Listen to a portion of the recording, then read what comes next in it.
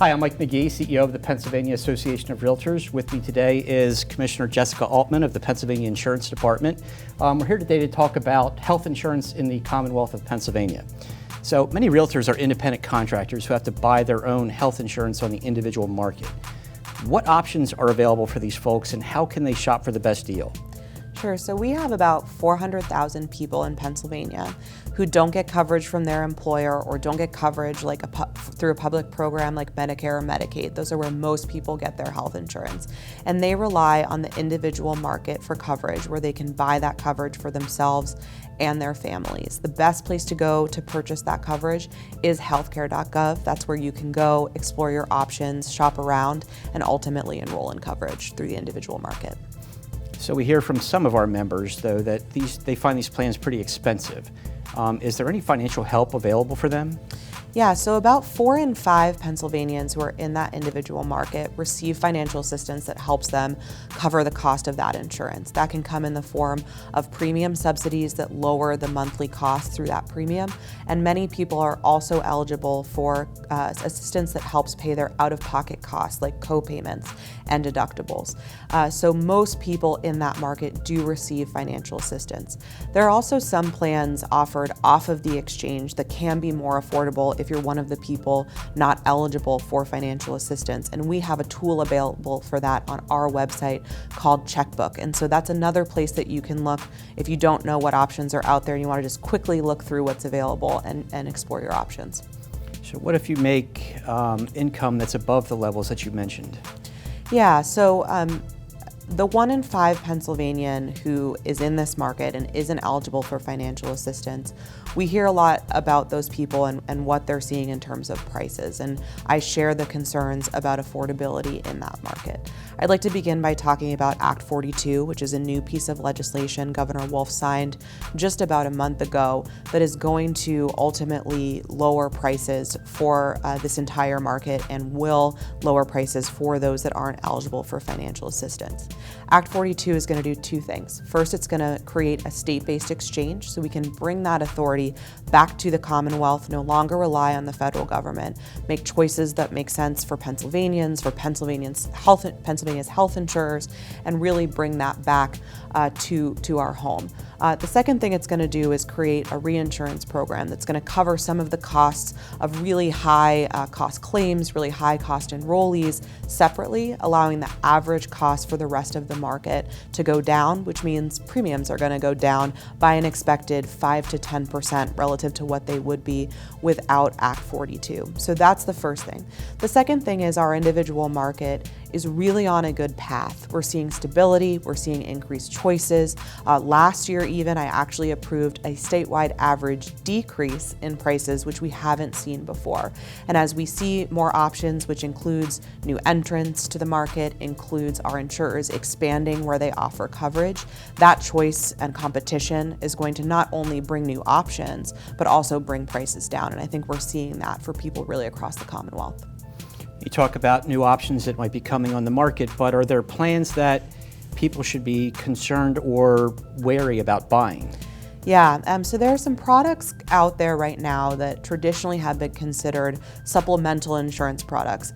Things you should buy when you already have health insurance, but they're being talked about, they're being sold in some ways. There's been a new rule put out by the Trump administration to make them more readily available as potentially an alternative for traditional major medical health insurance. But in so many ways, they're not. ACA compliant coverage comes with protections for those with pre-existing conditions, essential health benefits, 10 categories of benefits that have to be covered at a certain level, bans on lifetime and annual limits on coverage, all of these protections that make it so you know what you're getting, both in terms of benefits and protections that you can rely on that coverage. Almost none of those things apply to these other types of products. They can deny you for that pre-existing condition. They can exclude things like coverage for prescription drugs or maternity or mental health coverage, and they can impose serious limitations on coverage. So what we've seen in talking to people and hearing from consumers is real problems in being able to rely on these products to actually cover things when you need them to. And so I would encourage anyone looking at health insurance options to make sure you know what you're buying, make sure you know what the limitations are, and check that it is really what you think you're getting. The safest thing to do is stick to a website that ends in .gov, whether that's healthcare.gov, through our website, insurance.pa.gov. That will make sure that you understand exactly where you're getting and what you're buying. Speaking of doing research, where can people find help with questions? Insurance is a complicated issue, so. I'm biased, but I think our website is a great resource for people, insurance.pa.gov. Particularly with health insurance, we have some great resources available, including that shopping tool we make available, Checkbook, but also a guide to purchasing health insurance, questions you should ask if you're looking at some of those other types of products, those short-term plans, short videos on what to think about and basic information about health insurance that are really easy to understand and follow. So start there. You can also ask us question, you can file a complaint if you're having a problem, and we will of course help you get to the right place if it turns out that place is not us. You mentioned this year that rates are stable or flat and even starting to going down in some area. In the past, we've seen dramatic increases in just what our company rates have been. To me, it doesn't seem like it's sustainable for just double-digit increases every year, whether it's for an individual or for a company. So what is the solution for affordable health care? Yeah, I think there's no question that affordability continues to be a problem in our healthcare system. But health insurance is expensive because the health care it pays for is expensive. And we have to get serious about talking about healthcare costs, the underlying cost of care, the underlying utilization of care. I'm actually very encouraged right now that despite a lot of partisanship in DC, which we know, healthcare costs and issues around healthcare costs are one of the issues that is really garnering bipartisan interest, bipartisan discussion, and hopefully ultimately bipartisan support. But blaming health insurance is only a part of the problem when health insurance is paying for care that is driving those costs ultimately. And we need to get to the point where we're looking at what's driving costs to begin with. So speaking of partisanship in politics, the Trump administration issued a ruling on association health plans and tried to make it available across the country. There were certain states who had issues with the way that it was done. Some of our members were particularly hopeful that it might help us create an association health plan and drive down their costs. Obviously, that's not the current status, but I think you have some personal and just practical and regulatory concerns about association health plans and how they might be, practical in the Commonwealth.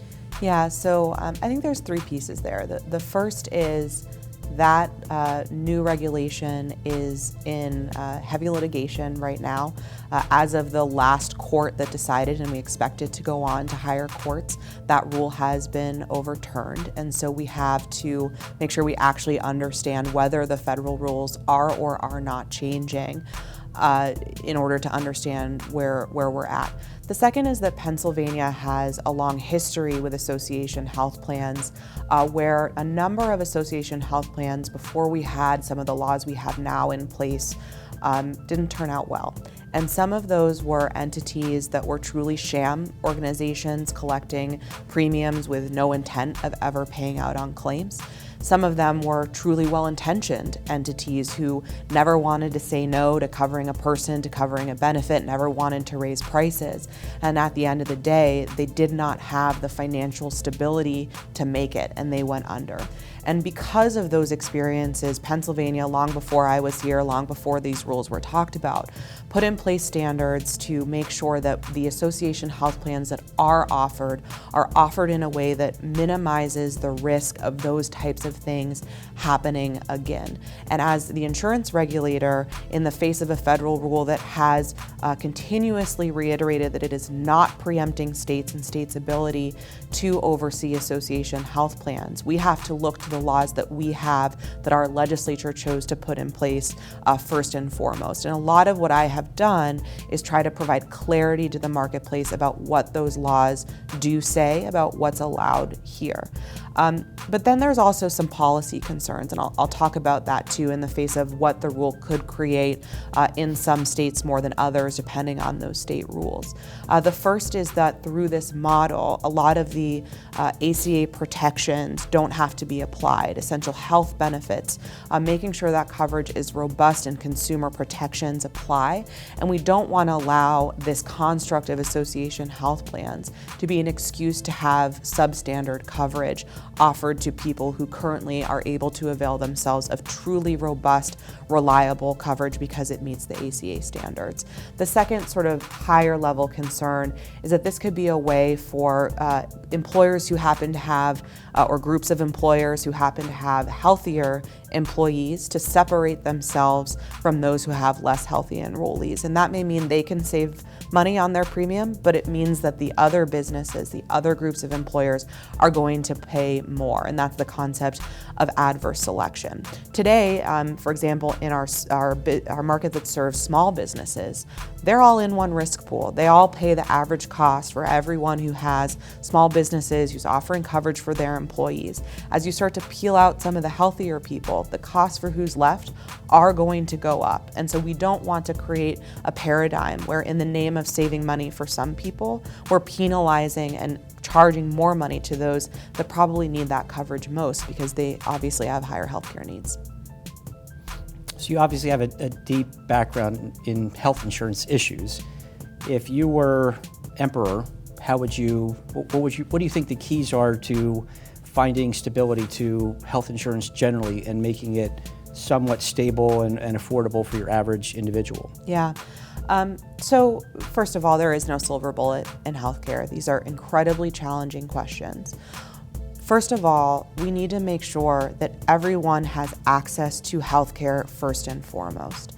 And so all the steps that we're taking under Governor Wolf's leadership through Medicaid expansion, through the work we've done to improve our individual market, to the work we're going to do to make that individual market more affordable, Pennsylvania is already at the highest level of coverage ever recorded in history.